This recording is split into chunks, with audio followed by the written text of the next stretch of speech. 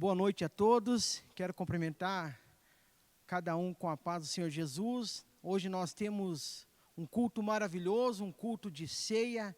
Então quero convidar você a preparar o seu coração, preparar o ambiente para receber logo mais uma palavra abençoada, vinda direta do trono do Senhor para a sua vida. Mas também quero convidar você a nos ajudar, a compartilhar este link, a compartilhar essa palavra. Não deixe de abençoar a sua família, os seus amigos. Então, esse é o momento de nós levarmos a palavra do Senhor.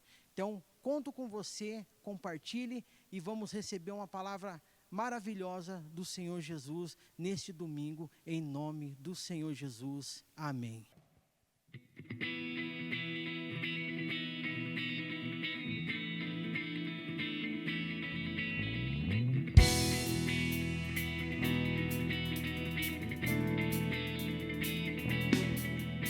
Senhor, Tu és bom, Tua misericórdia é para sempre.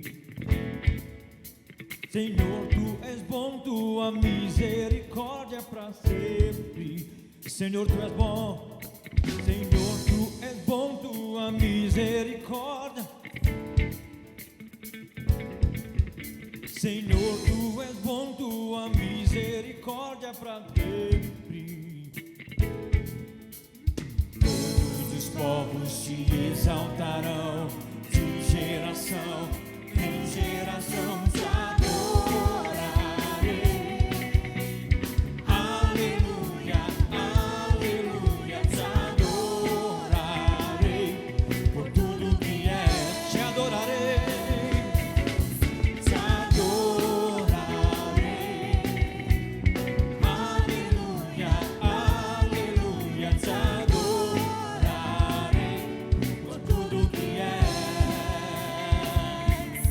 Deus é bom.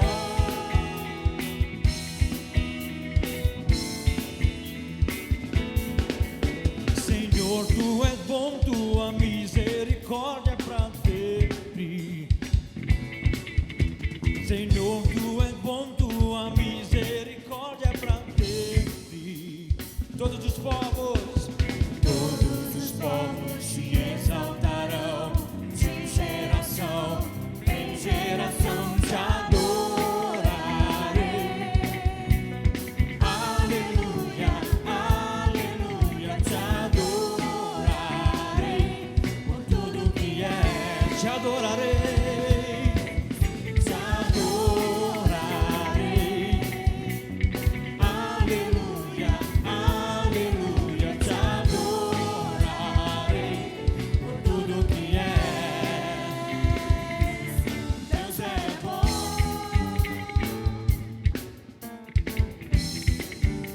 Com as palmas, louva ao Senhor.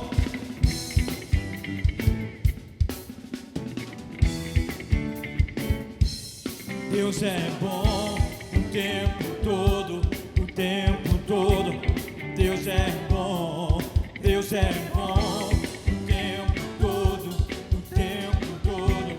Deus é bom, Deus é bom o tempo todo, o tempo todo.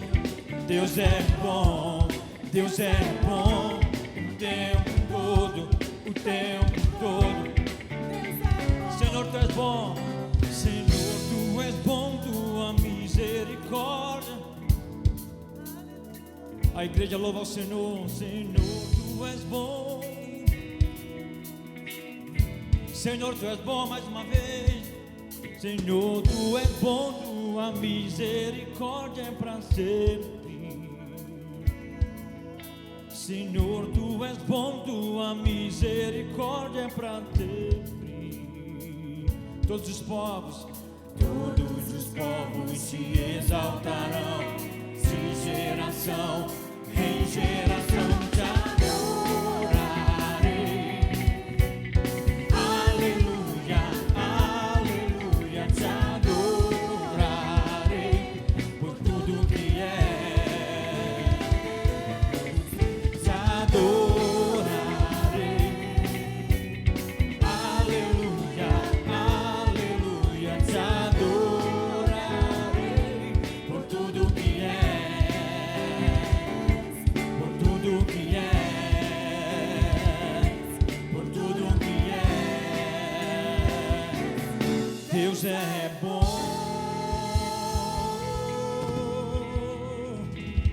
Aplauda ao Rei dos Reis e Senhor dos Senhores.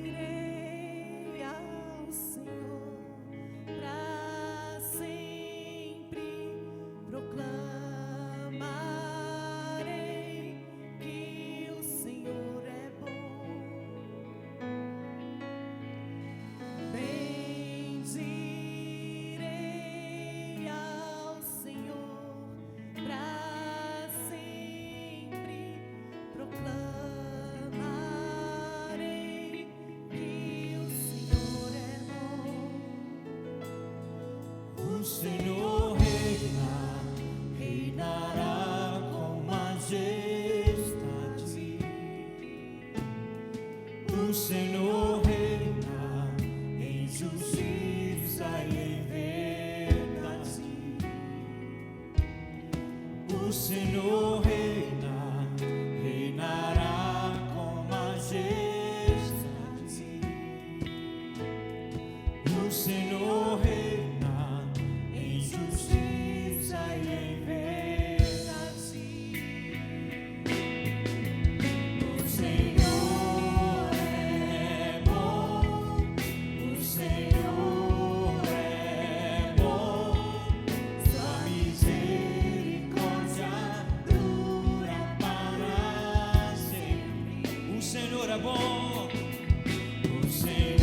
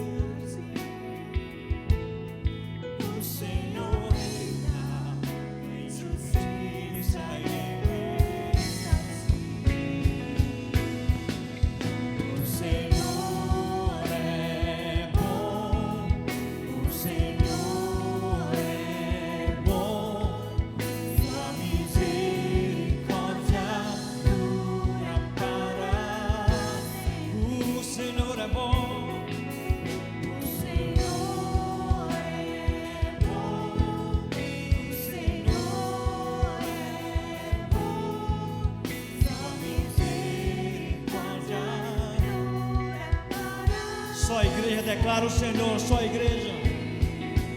O Senhor é bom, o Senhor é bom, sua misericórdia dura para sempre. O Senhor é bom, o Senhor é bom, sua misericórdia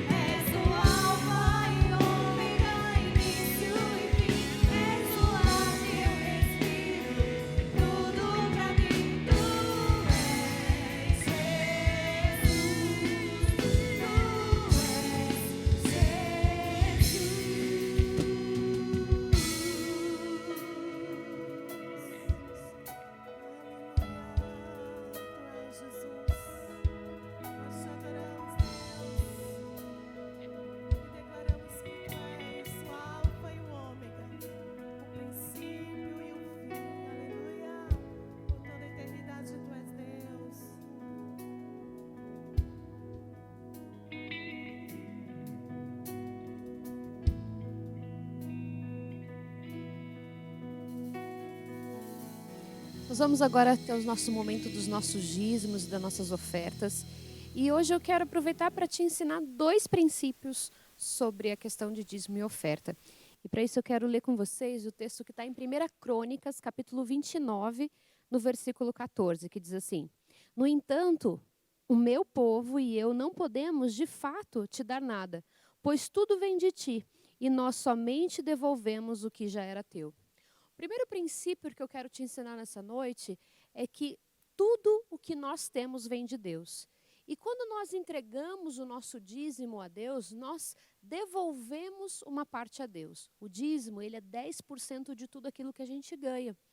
E quando a gente entende esse princípio de que tudo que eu tenho vem de Deus, eu não tenho essa dificuldade de devolver a Deus aquilo que pertence a Ele.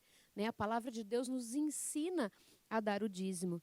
Então ele fala assim, né? Não podemos de fato te dar nada, pois tudo vem de ti. Né? Tudo que nós temos vem do Senhor. Você pode dar graças a Deus por isso? Lembra das coisas que você tem, olha aí na sua casa. Às vezes você tem coisa que você conquistou com tanta dificuldade, às vezes você comprou algo para sua casa que você levou 1 ano pagando, né? E quão bom hoje é ter essa coisa na sua casa, esse objeto na sua casa. Eu quero te falar, se você conseguiu pagar esse objeto, se você tem um carro, o que você tem, ele veio de Deus, Deus te deu. E eu quero ler o versículo 17, que diz assim: Eu sei que tu pões à prova os corações e amas pessoas corretas, com honestidade e sinceridade. Eu te dei de livre vontade tudo isso. E vejo com alegria que o teu povo está reunido aqui, trouxe de boa vontade ofertas a ti. E o segundo princípio que eu quero te ensinar nessa noite é que quando você entrega o seu dízimo e a sua oferta, você tem que fazer isso de livre e espontânea vontade. Você não vai fazer isso porque alguém te falou que você tem que fazer. Você vai fazer isso com entendimento. A palavra de Deus diz que a gente tem que adorar a Deus também com o nosso entendimento. Então, quando eu entendo que tudo que eu tenho veio de Deus, que Deus fala que eu devo entregar ao Senhor, na casa do tesouro, o meu dízimo e a minha oferta, eu tenho que fazer isso com alegria. A palavra de Deus diz aqui, né? Eu peguei esse versículo porque ele fala assim, ó, ele começa no versículo 17. Eu sei que põe à prova os corações. Né? Muitas vezes nesse tempo difícil que nós estamos vivendo, passa pela nossa mente, acho que eu não vou conseguir dar o dízimo esse mês, eu não vou conseguir dar uma oferta esse mês. Mas eu quero te falar, nosso dízimo, a nossa oferta, ela não depende do tempo em que eu estou vivendo. Eu preciso ser fiel em todo o tempo, no tempo bom e no tempo ruim também. Então, Deus, e nada mais do que um tempo difícil para que o nosso coração seja provado, né? Mas, por Deus, nós vamos fazer aqui, como diz essa palavra, né? Com honestidade e sinceridade, eu te dei de livre vontade. Então, eu quero te convidar essa noite a, de livre vontade, com alegria, fazer o seu dízimo e a sua oferta. Aqui embaixo estão os nossos dados bancários, né? Você pode entrar aí direto no app do seu celular e fazer a transferência, vai cair direto na conta corrente da igreja, para que as despesas da igreja possam ser pagas e usufruídas, mas principalmente sabendo que você está fazendo aquilo que Deus ordenou. Né? E fala assim, ó, e Deus prova os corações e ama as pessoas corretas. Deus ama quem age de forma correta, não é verdade? Entregar o nosso dízimo e oferta a Deus também é agir de uma forma correta. Então, enquanto você faz aí a sua transferência, nós vamos agora para o momento do louvor, mas antes eu quero te deixar você que de repente não tem essa facilidade, não consegue, não usa um aplicativo, você também pode fazer o seu dízimo e oferta. Né? Você pode trazer aqui na igreja, no horário da manhã, das 9 ao meio-dia, nós estamos aqui e nós podemos receber a sua oferta, tá bom? Administrativamente, a igreja está ainda liberada para funcionar, então individualmente você pode vir e entregar que nós estamos aqui, tá bom? Enquanto isso, enquanto você faz a sua oferta, eu quero também te convidar para louvar a Deus comigo neste louvor.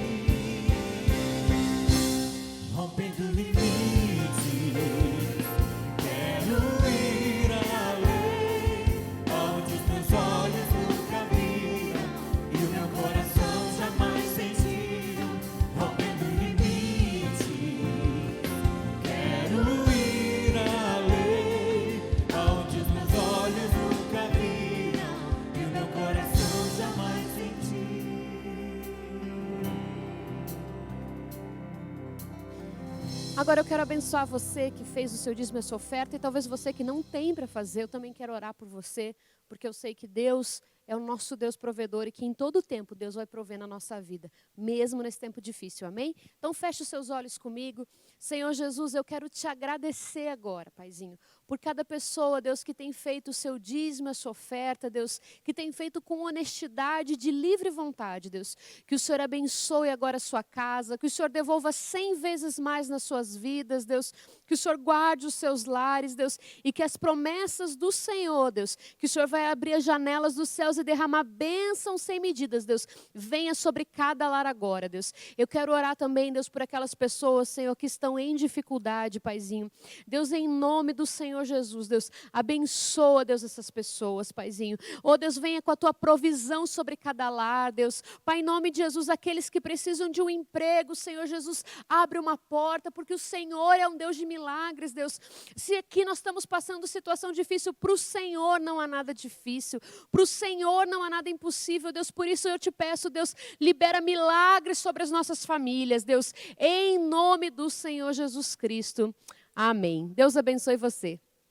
Olá, chegou o momento da nossa ceia de hoje. Daqui a pouquinho tem uma palavra com o Bispo Rodovalho muito boa, muito abençoada para você. Mas eu quero compartilhar rapidamente algo que está na palavra de Deus. Em 1 Coríntios capítulo 11, versículo 20, quando diz: quando vocês se reúnem, não é a ceia do Senhor que vocês comem.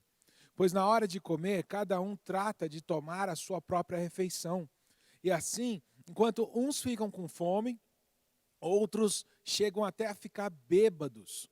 Por acaso vocês não têm as suas próprias casas, onde podem comer e beber? Ou será que vocês preferem desprezar a igreja de Deus e envergonhar os que são pobres? O que é que vocês esperam que eu lhes diga?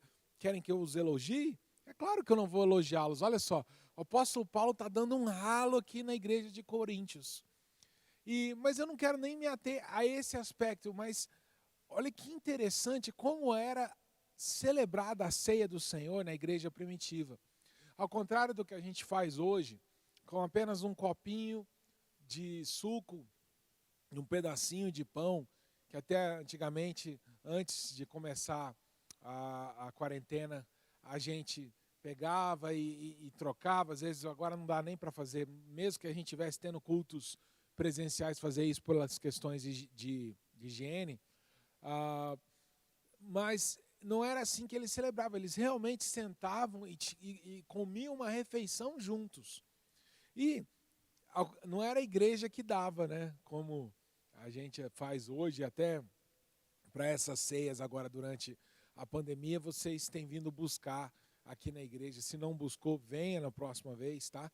O copinho, não. Cada um trazia de casa o seu pão, o seu vinho. E o apóstolo Paulo está dizendo, olha, vocês, tem gente muito sem noção. Enquanto tem gente pobre que vem para a igreja sem ter muito pão e muito vinho para beber, outros comem até sem panturrar e chega até a ficar bêbado no culto. Por causa que, sei lá, entorna o caneco no vinho mesmo. E ele está dizendo, não é esse o propósito da ceia. Bom, obviamente a gente não faz isso hoje em dia, mas eu quero pegar um princípio que está aqui. Né? Quando a gente parte, ou fazia isso, né? Botava o copinho no outro copinho do suco, quebrava um pedacinho ali do pão e dava um para o outro. É tudo uma atitude simbólica. Mas na igreja primitiva isso não era simbólico, isso era real. Aquele que trazia muito repartia para dar o que tinha pouco. E aquilo dizia respeito ao quê? A comunhão. Por isso que a ceia é chamada, por exemplo, no catolicismo, de comunhão, que quer dizer comungar, quer dizer ter algo em comum. Quando você tem algo em comum com o outro, você não está se colocando numa posição acima ou abaixo. Você se coloca como igual. Que coisa maravilhosa. Olha como que Deus é maravilhoso. É aquilo que o homem tenta impor à força, através de ideologias, através de política, Deus estabeleceu na igreja a igualdade. É o momento em que não existe pobre, não existe rico, não existe negro, branco, naquela época até escravo e senhor. todos éramos simplesmente irmãos. E um dos propósitos da ceia é isso, né? Infelizmente, hoje a gente não consegue ter, ainda mais uma igreja grande, como a gente tem hoje, um momento, porque, né, naquela época, a ceia era celebrada nas casas, a igreja não tinha templos ainda, né? Então, vinha aquelas pessoas que eram daquela igreja naquela casa e sentavam na mesa e tinham aquele tempo de comunhão, comendo junto, né? Não tem um momento para ter tanta comunhão quanto comer, né? É muito difícil você ver uma reunião ser marcada, por exemplo, e falar assim, vamos marcar uma reunião para estar todo mundo junto? Sim, vamos.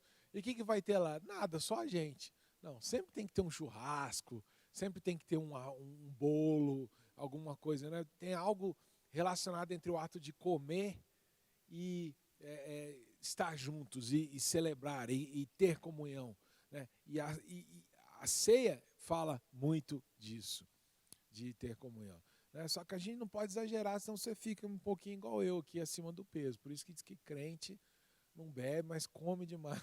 A gente tem muita comunhão, nós temos que ter comunhão comendo mais saudável, né? Bom, eu quero seguir aqui no texto.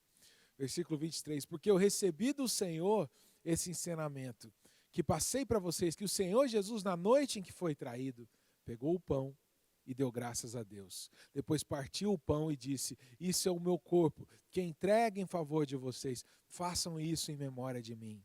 Assim também, depois do jantar, ele pegou o cálice e disse, esse cálice é a nova aliança feita por Deus com o seu povo. Aliança que é garantida pelo meu sangue. E cada vez que vocês beberem desse cálice, façam isso em memória de mim. Então, meus irmãos, por que a gente faz essa ceia? Não é uma mera tradição. Não, é um mandamento do Senhor Jesus. E fazer em memória dele. E em memória dele, nessa noite, nós iremos mais uma vez, como a igreja tem feito, há milhares de anos já, há séculos e séculos, nós vamos lembrar do Senhor. E o apóstolo Paulo continua dizendo, no versículo 26, de maneira que cada vez que vocês comem desse pão e bebem desse cálice, estão anunciando a morte do Senhor até que ele venha, e que venha logo, Maranata, ora vem Senhor Jesus. Então é isso que nós faremos nessa noite. Quero chamar minha esposa aqui agora nesse momento. Cada vez, como diz o apóstolo Paulo, 1 Coríntios 11, 26, que nós comemos desse pão e bebemos desse cálice, nós estamos anunciando a morte de Jesus, porque o sangue, o vinho fala do sangue derramado que nos limpa de todo o pecado, o pão fala do corpo, do qual foi entregue em nosso lugar sim, mas que hoje é a igreja, e qual, como eu disse, nesse momento nós temos comunhão, nós nos tornamos um, nós somos iguais diante do Senhor, e cada vez que nós fazemos isso, estamos anunciando a morte, o evangelho de Jesus, até que ele venha. Quando que nós vamos parar de tomar ceia? Quando Jesus voltar. Aí não vai ter mais uma ceia nesse sentido, eu acho que a gente vai no céu mesmo, comer junto, ter comunhão junto, na presença do próprio Senhor Jesus, e não vamos engordar, né, esposa? Em nome de Jesus, né? Aleluia. Vamos orar então. Graças a Deus, esse é um momento de celebração. É um momento que nós lembramos da dor de Cristo, mas também lembramos da vitória, e por isso que nós somos igreja, nós estamos aqui hoje. Amém? Você quer orar pelo vinho ou pelo pão? Escolhe aí. Então ela ora pelo pão, eu oro pelo vinho primeiro. Aleluia. Senhor, nós te agradecemos por esse cálice que representa o cálice da dor de Jesus. Que na noite anterior à sua morte, o Senhor orou, Senhor, se for possível, passa de mim esse cálice. Mas, no entanto, que não seja feita a minha vontade, sim a sua. Esse é o cálice. Esse é o cálice que o Senhor Jesus pediu, se fosse possível, passe. Porque é um cálice de dor. É um cálice que representa tudo aquilo que o Senhor passou em nosso lugar. E nós te agradecemos, porque hoje, esse cálice que o Senhor sofreu tanto, nós temos de graça para nós sem sofrer nada. Pelo contrário. Só recebemos bênçãos, só recebemos alegria, só recebemos as promessas da vida eterna e dessa vida também. Por isso te louvamos pelo teu sangue, que foi depositado nesse cálice em nosso lugar. E em memória de Ti, Senhor, nós tomaremos agora. Eu quero agora passar para a Elisângela. Nós também, Deus, queremos te agradecer, Senhor, pelo pão, Senhor Jesus, que simboliza, Deus, o teu corpo, Deus, que foi entregue ali naquela cruz, Deus. Sabemos, Deus, que o pão, Deus, é o nosso alimento diário, Deus, e também, Senhor Jesus, é a sua palavra, Deus. Que todos os dias, Deus, a sua palavra possa nos alimentar, Deus, alimentar o nosso espírito, Deus. Que cada um, Senhor Jesus, ao tomar essa ceia, Deus, eu quero abençoar agora, Deus, para que seja fortalecido, Deus, o seu físico, fortalecida a sua fé, fortalecido o seu espírito, Deus. Pai, em nome de Jesus, por isso nós consagramos a Ti agora esse pão, Deus. Que realmente, Deus, quando nós tomarmos essa ceia hoje, Deus, venha ser bênção, Senhor Jesus, para o nosso corpo, para a nossa alma e para o nosso espírito, Deus. Em nome de Jesus. Amém. Eu quero... Enquanto nós vamos ter um momento de um louvor agora, você vai pegar a sua ceia, assim como nós aqui agora. E você vai abrir aí com a sua família. Primeiro ora com a sua família. Né? Se você está sozinho, ora você e Deus. Deus está aí com você também. Né? Nós estamos juntos em espírito. Nós não podemos estar juntos presencialmente, mas nós estamos juntos em espírito. E você tenho certeza que você vai ter um momento abençoado aí. Você que é o pai, sacerdote do lar, ora com sua esposa, com seus filhos. Enquanto isso, nós vamos ter um momento do louvor. Deus te abençoe.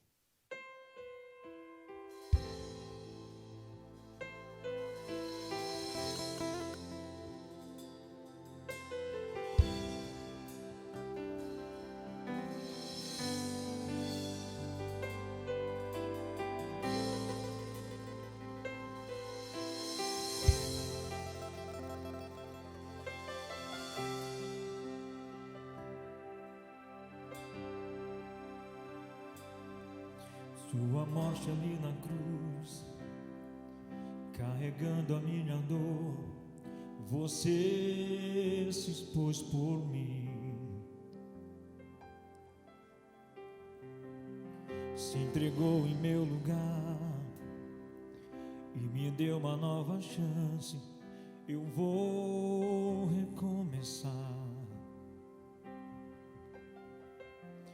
Vou deixar na cruz tudo que passou, tudo que ficou pra trás. Olho pra você, corro pra você, seu amor me chama.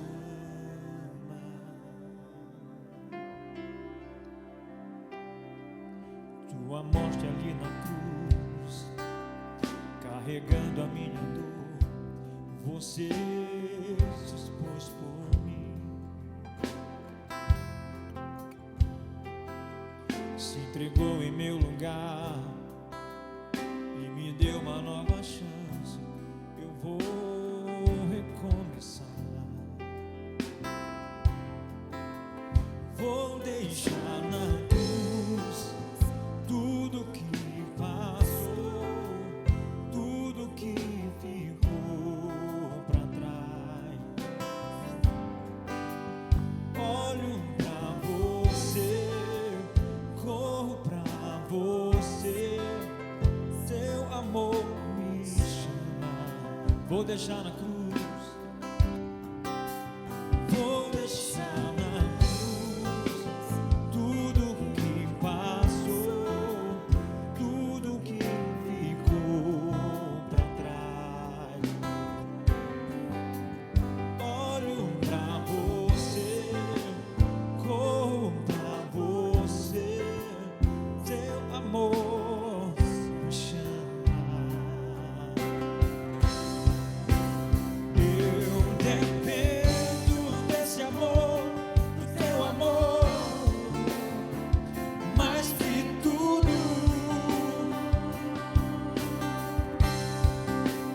Eu confio que esse amor tem poder pra curar dores.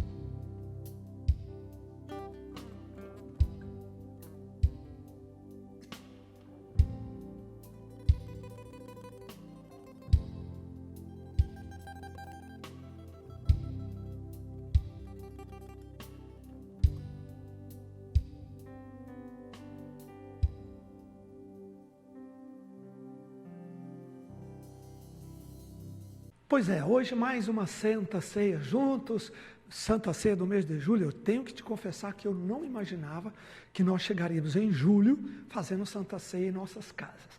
Eu pensava que lá para junho, julho, isso tudo já tinha terminado. E olha, não terminou, né? Mas em nome de Jesus, vamos para frente. O importante é que estamos atravessando a tempestade. O importante é que estamos atravessando a noite escura. Na proteção de Deus, na graça de Deus, no amor de Deus, Ele tem nos trazido até aqui. Amém? Que essa seja uma semana de bênção, de força, como eu e a Bispa Lúcia falamos agora na hora da ministração do pão e do cálice, do santo corpo e do santo cálice de Jesus, tá bom? E agora, hoje eu quero trazer até você a palavra e quero continuar a mensagem que eu comecei a semana passada. Para quem está comigo hoje, porque hoje eu falo para todas as igrejas, Sara Nossa Terra, para quem está comigo hoje, quero dizer que domingo passado eu comecei a falar sobre deixa meu povo ir.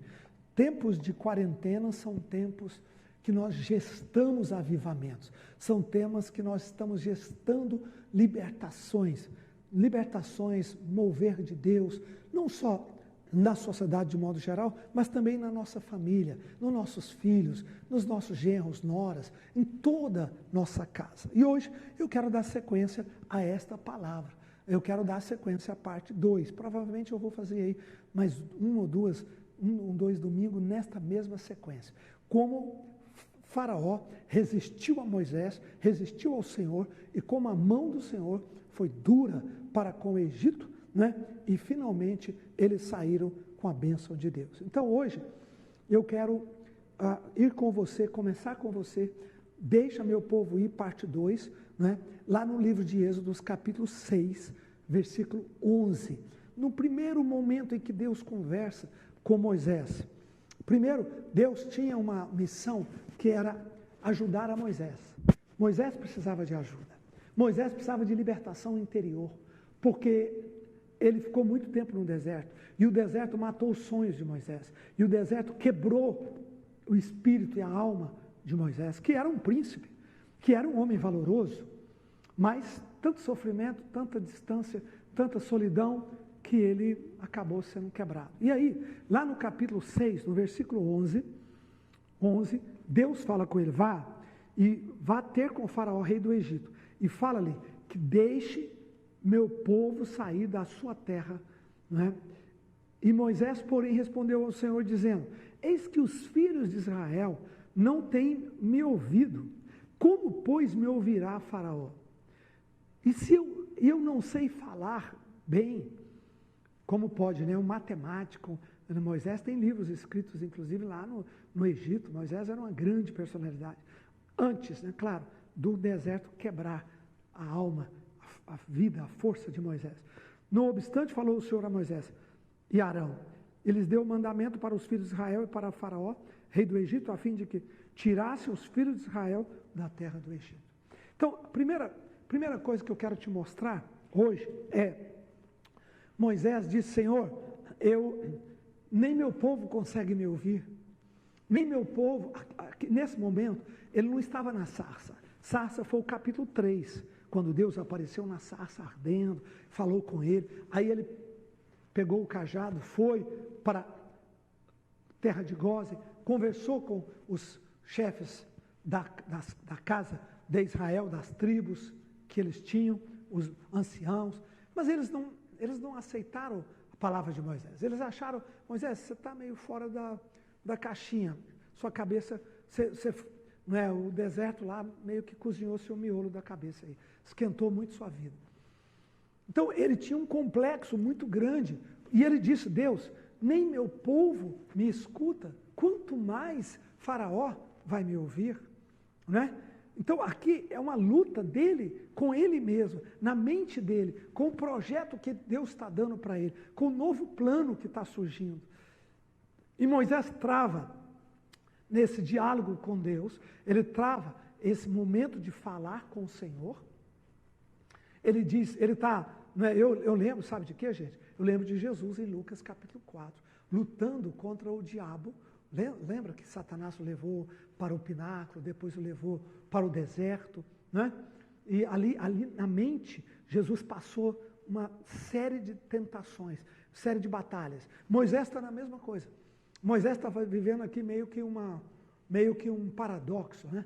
Não é algo real, mas era algo que estava dentro dele, era uma batalha interior que ele estava passando. Era uma batalha íntima que você e eu passamos. Muitas vezes, nós passamos a batalha na nossa solidão, na nossa mente, não é?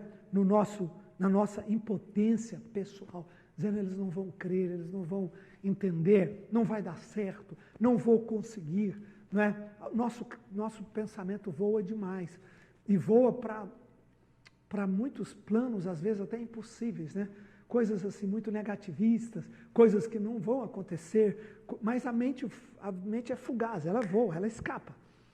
A mente de Jesus também. Jesus passou na mente a grande batalha, ele não precisou passar pessoalmente, ele passou na mente. Na mente, Jesus passou e venceu a sua grande batalha. Sua grande batalha. Jesus passou na sua mente um grande conflito, que Moisés também passou. E aí, o que acontece? Jesus vence, mas Moisés também vence. Chegou um momento que Deus falou, não tem essa desculpa sua de você não sabe falar. Arão, seu irmão, vai falar por você. Arão, seu irmão, vai com você.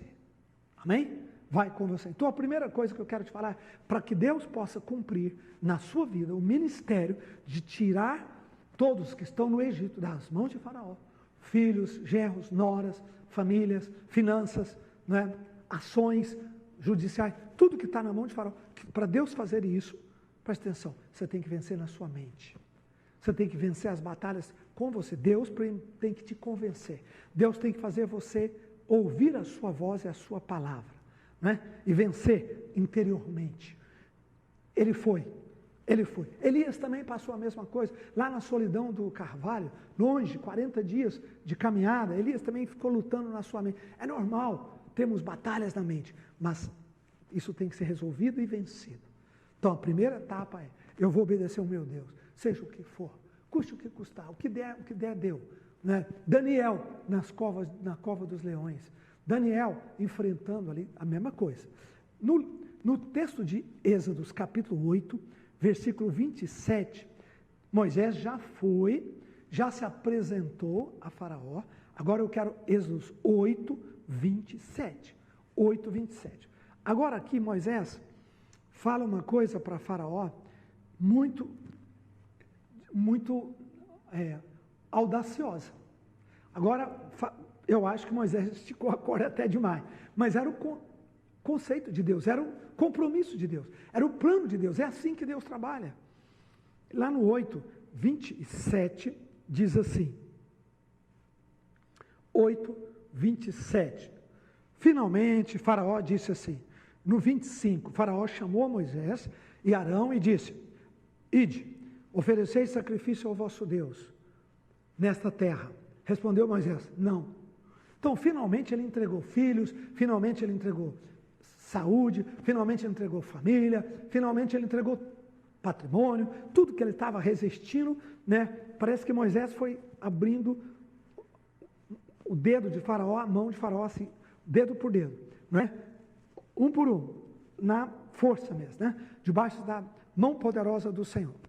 Quando chega finalmente, Faraó fala, tá bom, vai, reúne todo o povo de Israel, reúne o gado, mas fica aqui dentro, debaixo dos meus olhos, fica aqui, onde eu posso ver e gerenciar vocês. Finalmente ele entregou, mas ele disse, agora, e Moisés falou, não serve. Ele disse, ide. Respondeu Moisés, não convém que façamos assim, porque ofereceremos sacrifício ao nosso Deus, que podem ser considerados abomináveis aos egípcios. E eis que se oferecermos tais sacrifícios perante os seus olhos, não nos poderão apedrejar? Temos de ir caminho de 3 dias do deserto, e lá ofereceremos sacrifícios ao Senhor, nosso Deus, como Ele nos disser. Então disse Faraó, deixar-vos-ei ir para que ofereçais sacrifícios ao Senhor vosso Deus no deserto, somente saindo, não vades muito longe, e ore por mim. Ele até aceitou, então vai, mas 3 dias não. Então, viu como foi etapa por etapa? Primeiro, vá, mas fique os filhos. Depois, não, seus filhos podem ir, mas fique o gado, fique o patrimônio. Não, tá bom. Aí veio juízo, aí veio, né, pragas, aí veio a mão forte do Senhor. Aí, tá bom, vai, leva o gado, mas faça aqui na terra, aqui aos meus olhos. Não, também não. Aí, a mão do Senhor. Então tá, vá, mas não vai muito longe. Mas vá onde eu posso enxergar vocês. Às vezes o inimigo até deixa sair, sabia? Mas ele quer enxergar, ele quer gerenciar, ele quer influenciar. Ele não deixa sair dos amigos, ele não deixa sair da tribuzinho, né? Da turminha, né? Vai até na igreja, foi até na revisão de vida, o filho, a filha, começou a frequentar, mas os amigos são os mesmos, mas a galera é a mesma. Não é isso que Deus tem, não. Moisés disse, não é isso que nós precisamos, que nós necessitamos. Nós necessitamos de uma bênção completa, total. Então, Faraó aqui, no versículo 28, ele até deixou ir, disse, ok, vou deixá-los, para que ofereçais sacrifício ao Senhor, vosso Deus, no deserto, somente que indo, não vá de muito longe, e orai por mim. Parece que ele até ficou bonzinho agora, né, espiritual. Orai por mim também, né? Ele viu o tamanho de Deus, o poder de Deus, ele viu a força do Senhor, a graça de Deus, e ele estava assustado. Então, orai por mim. E finalmente respondeu Moisés, no versículo 29, eis que eu saio da tua presença e orarei ao Senhor. Amanhã esses enxames serão retirados dos seus oficiais, do seu povo. Somente, Faraó, que não mais me engane, não deixando ir o povo para que ofereça sacrifícios ao Senhor. Então, Moisés pediu 3 dias de caminho. 3 dias, disse, eu preciso ir e eu preciso distanciar 3 dias. E eu fiquei pensando já, por que 3 dias? É muito. 3 dias, se você pensar a logística de comida, de água, para aquela multidão, 3 dias para fazer uma festa e depois voltar, não é? É muito. Claro que Faraó desconfiava que por trás Moisés estava montando um plano para escapar. Mas Moisés não afirmou isso nenhuma vez para ele. Nenhuma vez Moisés disse que nós vamos embora e nunca mais voltaremos. Moisés falou, vamos fazer uma festa. E lá Deus vai falar comigo, vai falar conosco o que Ele quer da gente. E assim foi. Agora, por que 3 dias? Primeiro, o número 3 é um número muito significativo, porque ele representa a ruptura completa, santificação completa. Quando nós jejuamos 3 dias, nós já começamos a fazer toda a ruptura de influência do maligno em nossas vidas, de influência do maligno no seu filho, na sua filha. 3 dias. A Bíblia fala muito sobre esse número 3, e ele é repetidamente. Por exemplo, você se lembra que Jesus disse que Jonas ficou no ventre da baleia 3 dias e 3 noites, lembra? Então, olha o número 3, fazendo com que Jonas cortasse com aquele passado rebelde dele e voltasse ao propósito. Então, 3 dias tem muita força, né? Muito peso. Abra comigo no livro de Oséias, capítulo 6, versículos de 1 a 4. Oséias, profeta Oséias, 6, 1 a 4. O texto de Oséias é um texto muito bonito e que nos fala sobre também o número 3, e que dá uma luz muito grande. Diz assim, vinde, tornemos ao Senhor, porque Ele nos despedaçou e nos sarará. Fez a ferida e a ligará. Depois de 2 dias, nos revigorará. E no 3º dia, nos levantará, ou nos ressuscitará. E viveremos diante dele para sempre. Que benção aí. 3 dias, 3 ciclos, 3 etapas completas. Conheçamos e prossigamos em conhecer ao Senhor. Como a alva é certa a sua vinda. E Ele descerá sobre nós como chuva serôdia que rega a terra. Maravilhoso, né? 3 dias. Depois do segundo dia vem um terceiro. Estaremos diante dele. Ele nos ressuscitará. Ele nos levantará. Eu estou fazendo o clamor do livramento toda noite. Às 10 da noite, às 11 da noite. Né? Cada um ora um horário que puder. Nós estamos aí, os pastores, os bispos, os diáconos, os líderes. Nós estamos já caminhando para 100 dias. 100 dias. Todo o povo que me escuta pela TV, pela rádio, participe conosco. Claro, se você puder. Muita gente já voltou a trabalhar, tem outras agendas, mas se você puder, nós vamos resgatar toda a nossa família. Nós vamos quebrar toda a força dessa pandemia. O poder de Deus vai trazer remédios, vacinas. Eu estou crendo que, nós já sabemos que temos boas notícias chegando. Mas eu creio, mais ainda, quem assistiu aí a Sara Conference esses dias, né, que fizemos desse final de semana, maravilhosa também, falando de avivamento, falando de como vencer crises, falando de como reconstruir a vida, como reconstruir um novo padrão de vida para o segundo semestre. O que significa isso? 3 dias. Como 3 dias? São 3 etapas. É uma linguagem simbólica, é uma linguagem espiritual. Né?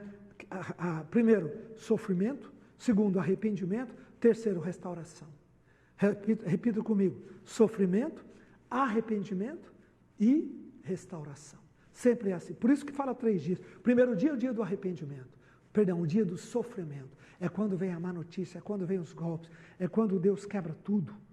Tudo em nossas vidas. O segundo dia é o dia do arrependimento, quando nós rasgamos a alma, rasgamos o coração, choramos, vamos para o seu altar. E o terceiro dia é o dia da reconstrução, é o dia que Ele nos ressuscita, da ressurreição. Por isso que fala que são 3 dias. Amém? Então, depois de 3 dias, Ele nos ressuscitará. Depois do terceiro dia, Ele nos trará de volta. Amém? Que bênção! Graças a Deus, que coisa maravilhosa. Então aqui, nesse diálogo de Faraó com Moisés, ele vai conversando, né? E vai dizendo, não, pode ir, mas fica sua família, né? Vai só os homens. A primeira proposta foi só os homens, avivamento só na vida dos maridos, só na vida dos pais. Não, nós não aceitamos isso. Tá, então vai e leva suas esposas, mas fica os filhos. Não. Nossos filhos vão participar conosco, nossos filhos são nossa herança espiritual, vamos aceitar isso não, eles têm que vir conosco.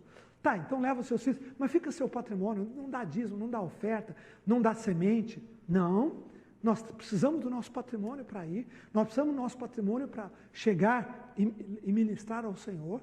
Nada nosso vai ficar sob a mão, a garra de Faraó, né?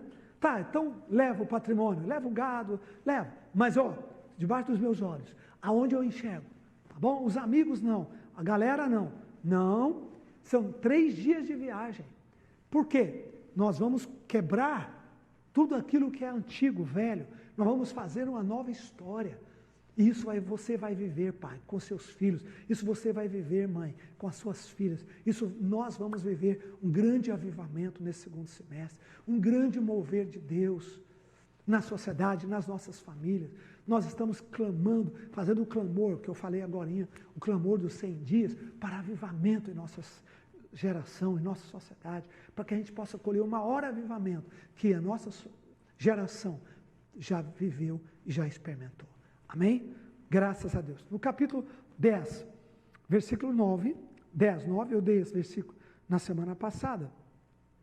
Capítulo 10, versículo 9. Respondeu Moisés, havemos de ir com nossos jovens, com nossos velhos, com as nossas filhas, com nossos rebanhos, com o nosso gado. Havemos de ir porque temos que celebrar festa ao Senhor. Eu tenho profetizado isso a cada dia, cada noite de oração, cada noite de vigília, cada tempo de jejum. Vocês perceberam que eu dei uma chupadinha, né? Jejum, precisa, vamos lá, vamos. Então, cada um deles, não vou aceitar. Mas ele disse, não, nós queremos toda a bênção, completa, para servir ao nosso Deus, para oferecer diante do Senhor. Amém? Maravilhoso, maravilhoso. E, para encerrar, eu quero que você vá comigo para Jeremias 31, último texto de hoje, livro de Jeremias, capítulo 31. Que versículo lindo.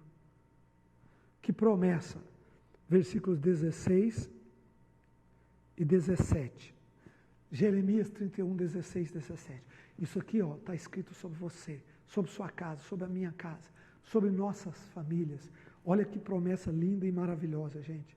Jeremias 31, 16, que ele diz assim: assim diz o Senhor, reprime a tua voz de choro, forte, e as lágrimas dos teus olhos, porque há recompensa para as tuas obras, diz o Senhor, pois os seus filhos voltarão da terra do inimigo. O que é isso? É exatamente o que Moisés fez. Tirou Israel da terra do inimigo. A esperança para o teu futuro, diz o Senhor, porque os seus filhos voltarão para os seus territórios. O que é isso? Jeremias 31, 16. Que promessa é essa? Para a sua vida, para a sua família, para seus filhos, para a sua casa. Assim diz o Senhor, reprime a tua voz de choro e as lágrimas. No terceiro dia, terceira fase, não é mais de choro, é de alegria, é de ressurreição. A primeira, sofrimento, a segunda, arrependimento, a terceira, ressurreição. 3 dias, 3 etapas, 3 períodos. Assim diz o Senhor, reprime a tua voz de choro e as lágrimas dos teus olhos, porque há recompensa para as tuas obras. Diz o Senhor, os teus filhos voltarão da terra do inimigo. A esperança para o teu futuro, diz o Senhor. Porque os teus filhos voltarão para os teus territórios. Levanta a sua mão e dê glória a Deus bem forte. Levanta a sua mão e profetiza sobre a sua casa.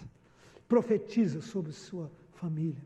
Profetiza sobre filhos, filhas, genros, noras, netos, todos que estão no território do faraó. Não estão no território de Deus. Proclama uma palavra, proclama isso. E ele está dizendo, reprime a tua voz de choro, diz o Senhor, e as lágrimas dos teus olhos. Primeiro dia e o segundo dia é só lágrima, porque são 2 períodos de sofrimento. Sofrimento e arrependimento. Mas o terceiro é ressurreição, é alegria. Nós vamos viver isso. Nós vamos poder abrir nossas igrejas, na graça de Deus, juntar todo mundo. Vamos, calma. Nem que seja mais para o final do ano, mas vamos fazer. Deus vai nos dar vitória. Amém? Nós vamos poder viver esse grande avivamento com nossos filhos, todos, nossa família, completamente restaurados, protegidos, guardados pela graça, pelo amor, pelo poder e pela bênção do Senhor em nossas vidas. Não aceite Faraó ficar segurando sua família. Lute, não aceite, diga não em nome de Jesus, eu não vou aceitar isso. Eu creio no meu Deus, eu creio na sua palavra e eu creio na sua promessa. Amém? Dá para dizer graças a Deus? Põe a mão no coração e ora comigo agora. Ore, vamos orar pelas nossas famílias, vamos orar por todos familiares que estão no território de Faraó, do Egito, que precisam voltar, que talvez até já voltaram, ou estão voltando agora na pandemia, que já estão vivendo restauração. Eu já estou vendo Deus fazer isso em tantas coisas, tanta gente. Ele vai fazer no seu filho, na sua filha, na sua família. Ele vai fazer. Põe a mão no coração. Pai, te damos graças pela tua palavra, pelo poder do Espírito Santo. Te dou graças, Senhor, por cada uma dessas promessas que eu li hoje na tua palavra. Que ela nunca cairá por terra, nunca voltará vazia, Senhor. Tua aliança conosco é eterna. E ela jamais, jamais, jamais será quebrada. Jamais será anulada, Senhor. Pai, eu te agradeço que hoje o teu poder, que agora, nesse instante, o toque do Espírito Santo, conforte essa mãe, conforte esse pai, conforte essa esposa que está em conflitos com o seu marido, conforte esse marido que está em conflito com a sua esposa, com os filhos. Ó Deus, hoje, esse mês, Pai, a partir de agora, nós vamos começar a viver avivamento e voltas. Volta para a casa de Deus, volta, volta e volta e volta e volta para o território do Senhor. Jamais ficarão no território do inimigo, Pai, mas no território da tua presença, da tua graça, do teu amor. Cuida, protege seus corpos, protege suas mentes, protege, Senhor, que eles voltem como príncipes como príncipes inteiros para serem usados por Ti. Em nome de Jesus. Amém. Amém. E amém. Que palavra maravilhosa que nós recebemos essa noite do nosso bispo Rodovalho. E você que quer mais do Senhor, você que quer receber mais de Deus, você que quer conhecer esse Cristo maravilhoso que está vivo entre nós, eu quero convidar você a colocar a mão no seu coração neste momento e entregar a sua vida, falar: Senhor, toma conta da minha vida, eu entrego ela ao Senhor e sei que o Senhor tem algo maravilhoso para realizar na minha vida, na minha casa. Este é o momento de você receber o Senhor Jesus sobre a sua vida.